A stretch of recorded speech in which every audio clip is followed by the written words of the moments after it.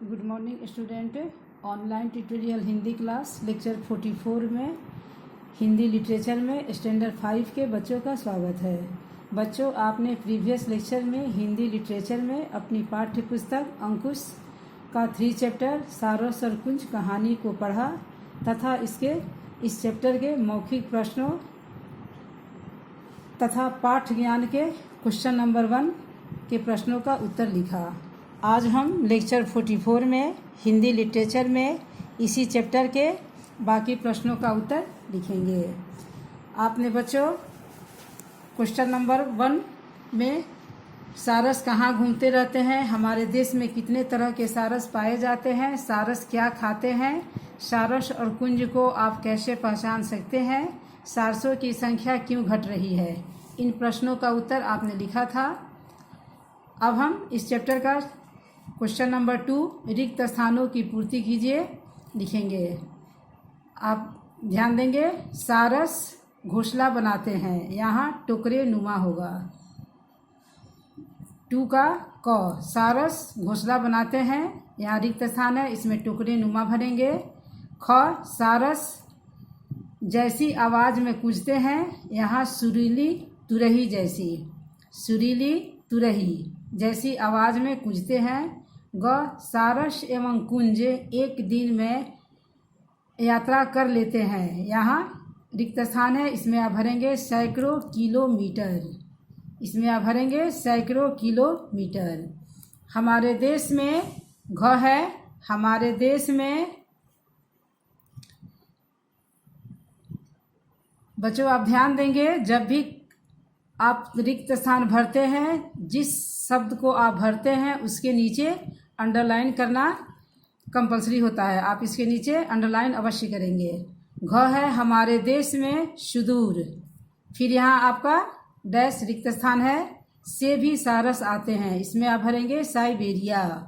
हमारे देश में सुदूर साइबेरिया से भी सारस आते थे। अंग है, सारस सदा डैश जोड़े में ही रहते हैं, सारस सदा डैश जोड़े में ही रहते हैं। अब आप क्वेश्चन नंबर 3 देखेंगे, सही वाक्यों के सामने सही का तथा गलत वाक्यों के सामने गलत का चिन्ह लगाएं। इसमें आप क्वेश्चन नंबर 3 का क देखेंगे, सारस अधिकतर नदियों में दिखाई देती है,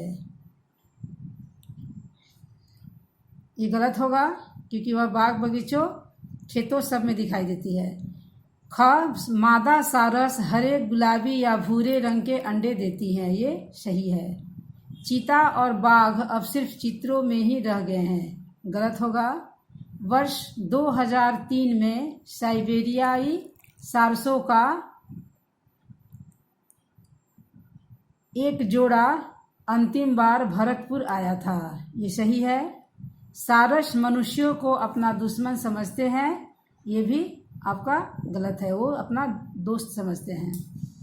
अब आप भाषा ज्ञान में देखेंगे, नीचे दिए गए शब्दों को अलग करके उचित कॉलम में लिखिए। यहाँ देख रहे हैं आप, व्यक्ति और जानवर का नाम, वस्तु का नाम तथा स्थान का नाम, ये कॉलम आपका बनाया हुआ है। आप इसमें से आप इस कॉलम में छाट कर लिखेंगे व्यक्ति और जानवर। इसमें आप भरेंगे सारस, घोड़ा, आदमी, लड़का। वस्तु में पतंग, किताब, पंखा। स्थान में बगीचा, घोंसला,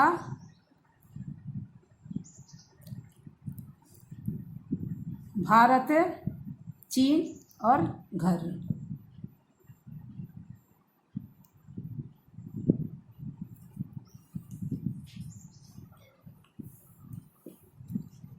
ये हो गया आपका। इसमें आप व्यक्ति का नाम देखेंगे, व्यक्ति और जानवर। यहाँ बच्चों आप देख रहे हैं, यहाँ भारत और चीन है, तो ये आपका देश का नाम है, इसलिए ये स्थान में होगा।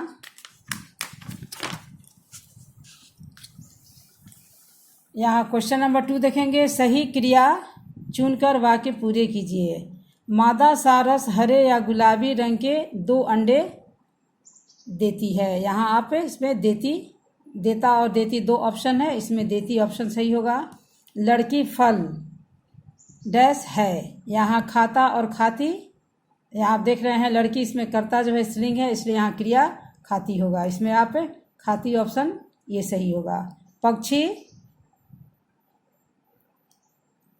उड़ता है, यहाँ आप उड़ता है इस ऑप्शन में उसको सही करेंगे। बच्ची कुर्सी पर बैठी है। चूहा कागज कुतरता है।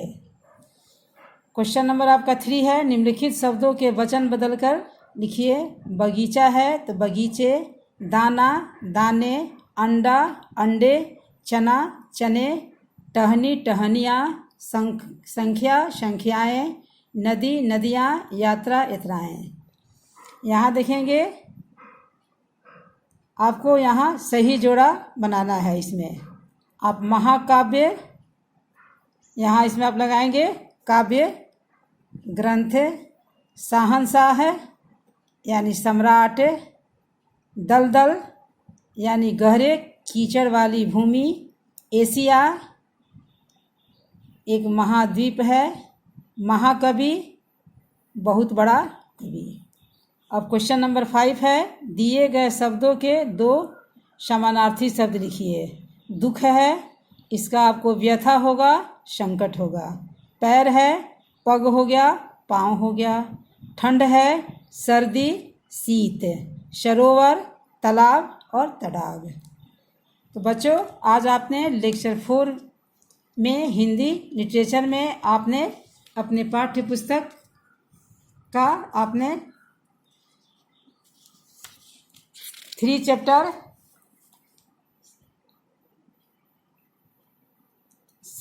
सारस और कुंज कहानी को आपने पढ़ा और इसके प्रश्नों का उत्तर लिखा।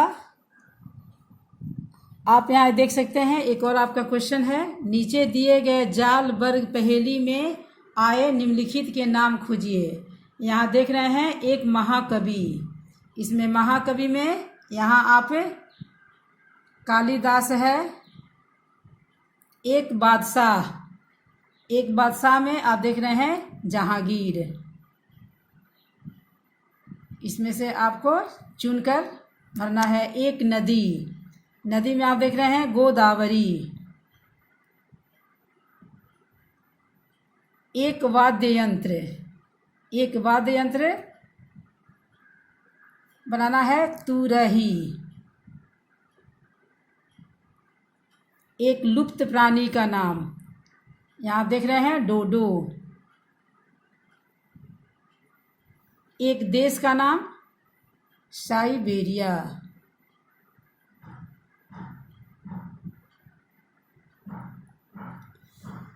बच्चों आज आप लेक्चर 4 में चैप्टर 3 को कंप्लीट किए।